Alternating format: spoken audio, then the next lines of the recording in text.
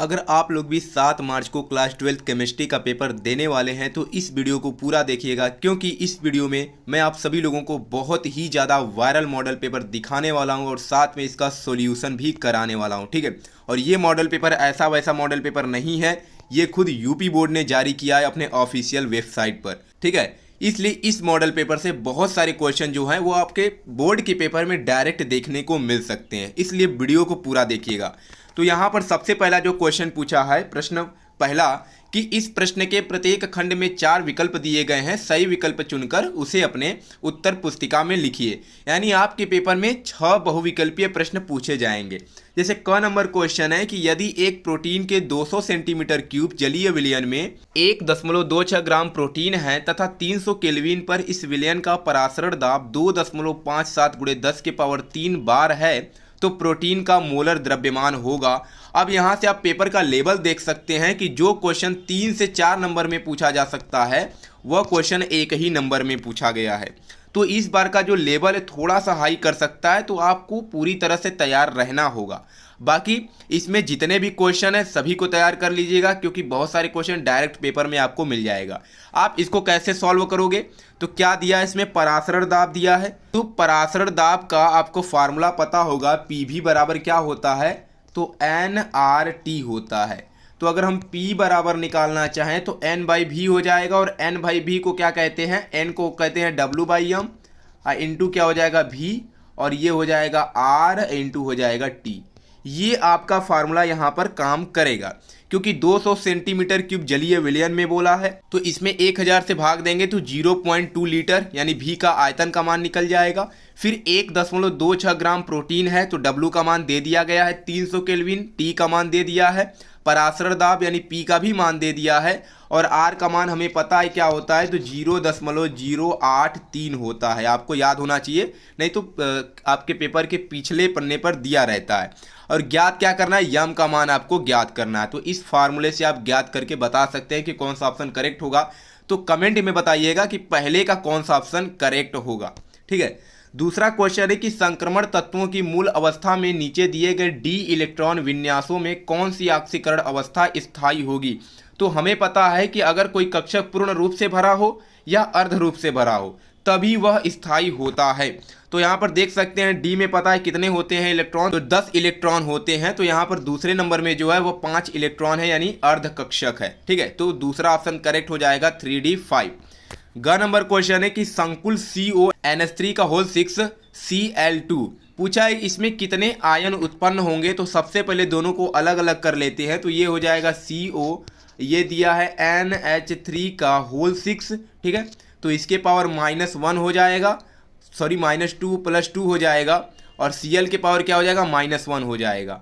यही होता है, तभी तो मिल करके बनाए हैं ये CONH3 का होल 6 और Cl2, क्योंकि दो जो संयोजकता है Cl के पास चला गया और एक जो है इसके पास आ गया, तो 2 इसका और 1 इसका, कितने हो जाएंगे आयन, तो आयनों की जो संख्या होगी वह 3 होगी। तो ऑप्शन नंबर C इसका करेक्ट हो जाएगा। घ नंबर क्वेश्चन है कि निम्नलिखित यौगिकों के क्वथनांकों का बढ़ता क्रम है। पहला देखिए एल्डिहाइड दिया है, दूसरा एल्कोहल है, तीसरा ईथर है और चौथा इथेन है। ठीक है, तो सबसे कम जो क्वथनांक होता है वह इथेन का होता है। किसका होता है, इथेन का होता है, फिर उसके बाद ईथर का होता है, फिर उसके बाद एल्डिहाइड, फिर एल्कोहल का सबसे ज़्यादा होता है।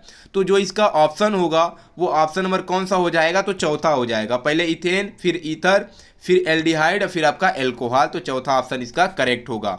ठीक है, आपको पता होना चाहिए, इस पर क्वेश्चन जरूर पूछा जाएगा। अंग नंबर क्वेश्चन है कि ग्रेवियल थैलीमाइड संश्लेषण से खाली स्थान बनता है। तो आपको बताना है कि ग्रेवियल थैलीमाइड संश्लेषण से क्या बनता है, तो इसका उत्तर याद कर लीजिएगा, प्राथमिक एलिफैटिक एमीन बनता है, यानी ऑप्शन नंबर दूसरा करेक्ट हो जाएगा, प्राथमिक एलिफैटिक एमीन बनता है। 6 नंबर क्वेश्चन है कि माल्टोज बना होता है। तो जो माल्टोज होता है वह 2 अणु ग्लूकोज से बना होता है। बहुत ज़्यादा इंपॉर्टेंट क्वेश्चन है, आप पेपर का लेवल देख सकते हैं, थोड़ा सा हाई कर दिया इस बार। 2 अणु ग्लूकोज से माल्टोज बना होता है। तो जैसा मॉडल पेपर होता है सेम वैसा ही आपका पेपर आने वाला है। जैसा लेवल इस मॉडल पेपर का है वैसे ही उसी टाइप के क्वेश्चन आपको पेपर में दिखने वाले हैं। फिर प्रश्न नंबर दूसरा जो आता है इसमें 2-2 अंक के प्रश्न पूछे जाएंगे, जैसे दिया वांट हाफ गुणांक की व्याख्या कीजिए। यह अणुसंख्य गुणों से किस प्रकार संबंधित है। अगर आप सभी क्वेश्चन का सॉल्यूशन चाहते हैं तो एक बार कमेंट बॉक्स में बता दीजिएगा कि हाँ हमें पूरे पेपर का सॉल्यूशन चाहिए, तो मैं इसका पीडीएफ आपको प्रोवाइड करा दूंगा, नहीं तो वीडियो बना करके आपको पूरे का सॉल्यूशन भी दे दूंगा। बाकी पूरा पेपर एक बार देख लीजिए कि कैसे क्वेश्चंस आए हुए हैं, और जो क्वेश्चन आप अपने से कर सकते हैं उसको कर लीजिएगा, और जिसको करने में आपको परेशानी आएगी, जो आपको नहीं आएगा, आप कमेंट बॉक्स में बता सकते हैं। ख नंबर है कि अंतराकाशी यौगिक क्या है, कि इस प्रकार की यौगिक संक्रमण धातुओं के लिए भली प्रकार से ज्ञात क्यों है। फिर स्पेक्ट्रमी रासायनिक श्रेणी क्या है। निम्नलिखित परिवर्तन आप कैसे करेंगे, क्लोरोएथेन से ब्यूटेन, एनिलीन से क्लोरोबेंजीन। ठीक है, तो ऑर्गेनिक केमिस्ट्री से आपको हर एक रिएक्शन भी पता होना चाहिए। फिर देखिए यहाँ पर एक क्वेश्चन है कि 45 ग्राम एथिलीन ग्लाइकॉल को 600 ग्राम जल में मिलाया गया, विलयन के हिमांक अवनमन एवं हिमांक की गणना कीजिए, यानी डेल्टा टीएफ हमें ज्ञात करना है। तो फार्मूला जब तक आपको पता नहीं रहेगा तब तक आप सवाल को हल नहीं कर पाओगे। ठीक है, निम्नलिखित अभिक्रियाओं में प्रयुक्त अभिकर्मकों के नाम लिखना है। प्राथमिक एल्कोहल का कार्बोक्सिलिक अम्ल में ऑक्सीकरण, प्रोपेन टू आल का प्रोपीन में निर्जलन। तो देखिए ऑर्गेनिक केमिस्ट्री से भी जो क्वेश्चन दिया है इसका भी लेवल हाई कर दिया है। हमने जो पढ़ा है थोड़ा इजी जो रिएक्शन है उसको पढ़ा हुआ है, लेकिन वो सब यहाँ पर दिया ही नहीं है, बहुत ज़्यादा कठिन दे दिया है। तो जो बड़े बड़े ऑर्गेनिक केमिस्ट्री में रिएक्शन है उनका सूत्र आपको पता होना चाहिए, उसमें कौन ऑक्सीकरण कर रहा है, कौन अपचायक है, सब आपको पता होना चाहिए, क्योंकि क्वेश्चन कैसे भी पूछ सकता है। डीएनए में पाए जाने वाले 4 क्षारकों की संरचना चित्र बनाइए। ठीक है, फिर आसवन के द्वारा शुद्ध एथेनॉल प्राप्त करना संभव क्यों नहीं है। ऐसे द्विअंगी मिश्रणों को क्या नाम दिया जाता है जो सामान्यतः राउल्ट के नियम से विचलन दर्शाते हैं और जिनके अवयवों को आसवन द्वारा अलग नहीं किया जा सकता। ये मिश्रण कितने प्रकार के होते हैं। अब ये सब क्वेश्चंस ऐसे हैं जिन्हें हमको क्या करना पड़ेगा, बनाकर ही लिखना पड़ेगा। ठीक है, तो एक बात और, कोई क्वेश्चन आपको छोड़ना नहीं है, जो क्वेश्चन नहीं आएगा बनाकर उससे रिलेटेड कुछ न कुछ आपको लिख करके ही आना है।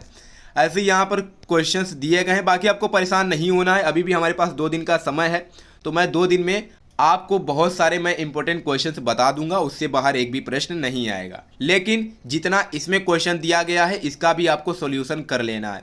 क्या होता है जब मेथिल क्लोराइड की विक्रिया केसियन से होती है, एथिल क्लोराइड की विक्रिया जलीय KOH से होती है, बहुत ज़्यादा इंपॉर्टेंट है, हर साल पूछा जाता है। शुष्क ईथर की उपस्थिति में ब्रोमोबेंजीन की अभिक्रिया मैग्नीशियम से होती है। ठीक है, क्लोरोबेंजीन का जल अपघटन किया जाता है, अथवा हम इसको कर सकते हैं कि क्या यहाँ पर प्राप्त होगा। फिर ख नंबर है कि निम्नलिखित को उदाहरण सहित लिखिए। ठीक है, जितने भी नेम्ड रिएक्शन है आपको पता होने चाहिए, क्योंकि टिप्पणी लिखने के लिए आ जाता है वो भी उदाहरण सहित। जैसे यहाँ पर देख सकते हैं कि कोलबेक आया है, राइमर टीमर है, विलियमसन्स ईथर संश्लेषण भी दिया हुआ है। तो आपको जितने भी नेम्ड अभिक्रिया है पता होना चाहिए। फिर यहाँ पर कुछ दिए गए हैं रिएक्शंस। ठीक है, अथवा में अणुसूत्र से प्राप्त विभिन्न समावयवी एमिनो की संरचना लिखिए, विभिन्न युग्मों द्वारा कौन से प्रकार की समवयता प्रदर्शित होती है। तो यही आपका पेपर है। तो यहाँ से आपको क्या सीखने को मिला, तो यहाँ से यही सीखने को मिला कि सबसे पहले हमें नेम्ड रिएक्शन ऑर्गेनिक केमिस्ट्री में सब पता होना चाहिए। ठीक है, क्योंकि अथवा में वो भी देता है, तो बड़ा अगर रिएक्शन नहीं आता तो अथवा वाला तो कर ही सकते हैं। साथ में 2 ही 3 चैप्टर हैं जहाँ से न्यूमेरिकल क्वेश्चन पूछे जा सकते हैं, तो आपको तैयार कर लेना है। जैसे विलियन चैप्टर हो गया, रासायनिक बलगतिकी हो गया, तो ये चैप्टर्स ऐसे हैं जहाँ से न्यूमेरिकल भी पूछे जाते हैं। तो हर एक फार्मूला भी आपको याद होना चाहिए, बाकी जितने भी डिफिनीशंस हैं सब आपको पता होना चाहिए। अगर इतना भी क्लियर कर लेते हैं तो पास आसानी से हो जाएंगे, बहुत ज़्यादा आपको कुछ करना नहीं है। बाकी मैं ज़्यादा से ज़्यादा इंपॉर्टेंट क्वेश्चन आपको बताऊंगा। जस्ट इसके बाद लगातार वीडियो आने वाली है जिसमें किसी में आपको नेम्ड रिएक्शन बताया जाएगा, किसी में आपको न्यूमेरिकल बताया जाएगा। तो चैनल पर नए हैं तो चैनल को सब्सक्राइब कर लीजिए। ठीक है, चलिए मिलते हैं नेक्स्ट वीडियो में, तब तक के लिए धन्यवाद।